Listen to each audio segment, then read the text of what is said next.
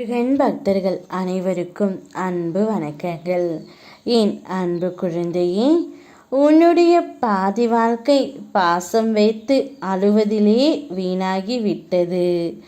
இனிமேல் நீ வாழப்போகும் வாழ்க்கை நிச்சயம் அவ்வாறு இருக்காது தங்கமே.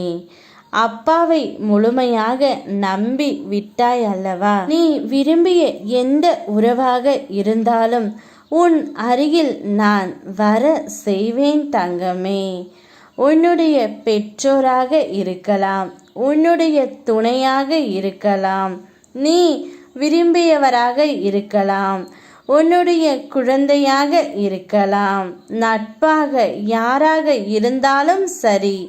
நீ எந்த உறவை பிரிந்து இப்பொழுது மன கஷ்டத்தில் உள்ளாயோ அந்த உறவையே உன்னிடத்தில் கொண்டு வந்து நான் சேர்க்கப் போகின்றேன்.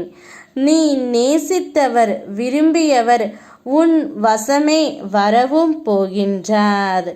நீ விரும்பியவர்களையும் நீ வேண்டியதையும் நீ என்னிடம் கேட்டதையும் அப்பா நான் உனக்கு பரிசாக தரப்போகின்றேன்.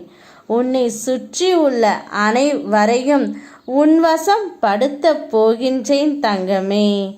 உனது கவலைகள் அனைத்தையும் இப்பொழுது என்னுடைய பாதத்தில் வைத்துவிடு. நான் பார்த்து கொண்டு இருக்கின்றேன்.